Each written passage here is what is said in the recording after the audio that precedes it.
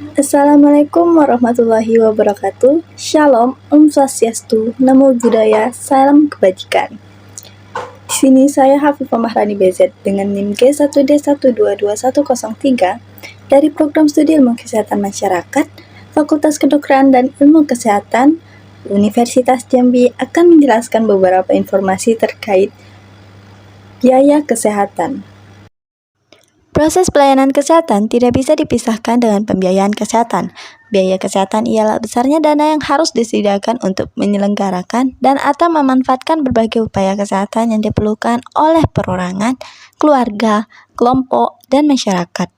Berdasarkan pengertian ini, maka biaya kesehatan dapat ditinjau dari dua sudut, yaitu berdasarkan sudut yang pertama, yaitu dari sudut penyedia pelayanan kesehatan atau health provider, adalah besarnya dana yang harus disediakan untuk dapat menyelenggarakan upaya kesehatan. Maka dilihat dari pengertian ini bahwa biaya kesehatan dari sudut penyedia pelayanan adalah persoalan utama pemerintah dan ataupun pihak swasta, yakni pihak-pihak yang akan menyelenggarakan upaya kesehatan. Besarnya dana bagi penyedia pelayanan kesehatan lebih menunjuk kepada seluruh biaya investasi atau investment cost, serta seluruh biaya operasional atau operational cost. Sementara itu yang kedua dari pemakai jasa pelayanan atau health consumer adalah besarnya dana yang disediakan untuk dapat memanfaatkan jasa pelayanan. Dalam hal ini, biaya kesehatan menjadi persoalan utama para pemakai jasa pelayanan.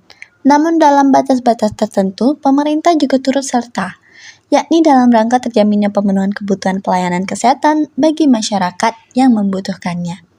Besarnya dana bagi pemakai jasa pelayanan lebih menunjuk pada jumlah uang yang harus dikeluarkan atau out of pocket untuk dapat memanfaatkan suatu upaya kesehatan. Reformasi kebijakan kesehatan di suatu negara seyogyanya memberikan fokus penting kepada kebijakan pembiayaan kesehatan untuk menjamin terselenggaranya kecukupan, pemerataan, efisiensi, dan efektivitas dari pembiayaan kesehatan itu sendiri. Dilansir dari Departemen Kesehatan Republik Indonesia tahun 2004. Pelayanan kesehatan memiliki beberapa ciri yang tidak memungkinkan setiap individu untuk menanggung pembiayaan pelayanan kesehatan pada saat diperlukan, yaitu yang pertama, kebutuhan pelayanan kesehatan muncul secara sporadik dan tidak dapat diprediksikan, sehingga tidak mudah untuk memastikan bahwa setiap individu mempunyai cukup uang ketika memerlukan pelayanan kesehatan. Yang kedua yaitu biaya pelayanan kesehatan pada kondisi tertentu juga sangat mahal, misalnya pelayanan di rumah sakit maupun pelayanan kesehatan canggih seperti operasi dan tindakan khusus lainnya, di mana kondisi emergensi juga, dan keadaan sakit jangka panjang yang tidak akan mampu ditanggung pembiayaannya oleh masyarakat umum. Selanjutnya yaitu orang miskin tidak saja lebih sulit menjangkau pelayanan kesehatan, tetapi juga lebih membutuhkan pelayanan kesehatan karena rentan terjangkit berbagai permasalahan kesehatan karena buruknya kondisi gizi dan perumahan. Dan yang terakhir yaitu apabila individu menderita sakit dapat memengaruhi kemampuan untuk berfungsi termasuk bekerja, sehingga mengurangi kemampuan membiayai. Dilansir dari Departemen Kesehatan RI 2004. Berdasarkan karakteristik tersebut, sebuah sistem pembiayaan pelayanan kesehatan haruslah bertujuan untuk yang pertama, risk spreading, yang berarti pembiayaan kesehatan harus mampu meratakan besaran resiko biaya sepanjang waktu sehingga besaran tersebut dapat terjangkau oleh setiap rumah tangga. Yang kedua yaitu risk pooling. Beberapa jenis pelayanan kesehatan meskipun risiko rendah dan tidak merata dapat sangat mahal, misalnya hemodialisis, operasi spesialis yang tidak dapat ditanggung oleh tabungan individu atau risk spreading tadi. Yang ketiga yaitu connection between ill health and poverty, yaitu karena adanya keterkaitan antara kemiskinan dan kesehatan, suatu sistem pembiayaan juga harus mampu memastikan bahwa orang miskin juga mampu mendapatkan pelayanan kesehatan yang layak sesuai standar dan kebutuhan sehingga tidak harus mengeluarkan pembiayaan yang besar tidak proporsional dengan pendapatan mereka. Yang terakhir yaitu fundamental importance of health, yaitu kesehatan merupakan kebutuhan dasar di mana individu tidak dapat menikmati kehidupan tanpa status kesehatan yang baik. Dana biaya kesehatan berbeda pada beberapa negara, namun secara garis besar berasal dari yang pertama yaitu anggaran pemerintah, lalu ada juga anggaran masyarakat, dan bantuan biaya dari dalam dan luar negeri, serta gabungan anggaran pemerintah dan masyarakat. Biaya kesehatan banyak macamnya, karena semuanya tergantung dari jenis dan kompleksitas pelayanan kesehatan yang diselenggarakan dan atau yang dimanfaatkan. Disesuaikan dengan pembagian pelayanan kesehatan, maka biaya kesehatan dapat dibedakan atas dua macam, yaitu yang pertama biaya pelayanan kedokteran, di mana biaya ini adalah biaya yang dibutuhkan untuk menyelenggarakan dan atau memanfaatkan pelayanan kedokteran. Sementara itu yang kedua adalah biaya pelayanan kesehatan masyarakat, adalah yang dibutuhkan untuk menyelenggarakan dan atau memanfaatkan pelayanan kesehatan masyarakat, yaitu yang tujuan utamanya adalah untuk memelihara dan meningkatkan kesehatan serta untuk mencegah penyakit. Tingginya biaya kesehatan disebabkan oleh beberapa hal, beberapa yang terpenting diantaranya yaitu tingkat inflasi.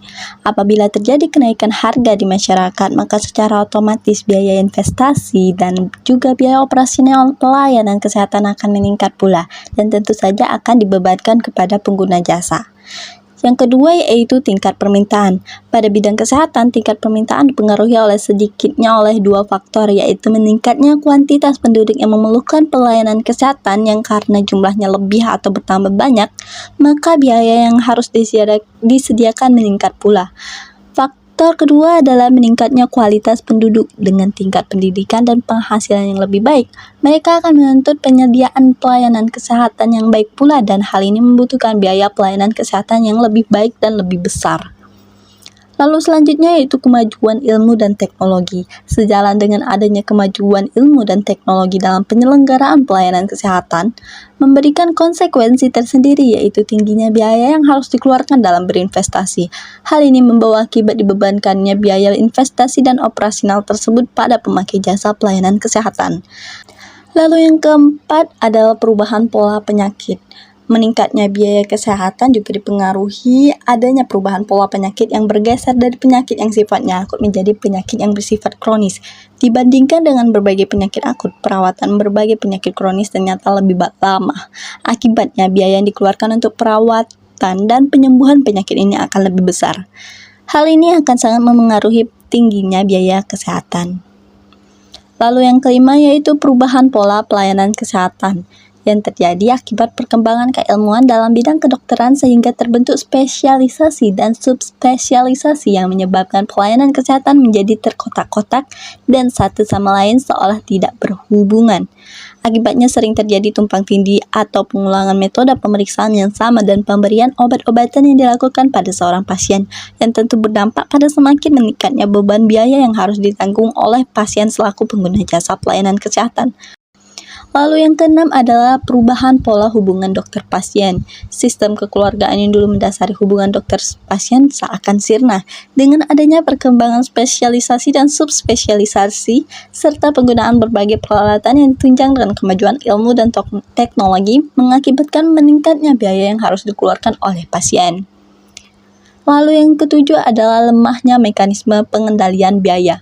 Kurangnya peraturan perundang-undangan yang ditetapkan untuk mengatur dan membatasi pemakaian biaya pelayanan kesehatan menyebabkan pemakainya sering tidak terkendali, yang akhirnya akan membebani penanggung atau perusahaan dan masyarakat secara keseluruhan. Dan yang terakhir yaitu penyalahgunaan asuransi kesehatan. Asuransi kesehatan sebenarnya merupakan salah satu mekanisme pengendalian biaya kesehatan sesuai dengan anjuran yang ditetapkan oleh pemerintah. Tetapi jika diterapkan secara tidak tepat sebagaimana yang lazim ditemukan pada bentuk yang konvensional, dengan sistem mengganti biaya justru akan mendorong naiknya biaya kesehatan. Nah, kita sudah mengetahui beberapa hal terkait dengan biaya kesehatan. Saya, Hafifah Mahrani, berharap dengan penyampaian informasi terkait biaya kesehatan ini dapat meningkatkan pengetahuan kita semua terkait dengan biaya kesehatan. Maka dari itu, saya mohon maaf bila terdapat kesalahan kata ataupun kesalahan perbuatan dalam pembuatan video ini. Terima kasih saya ucapkan dan sampai jumpa. Assalamualaikum warahmatullahi wabarakatuh.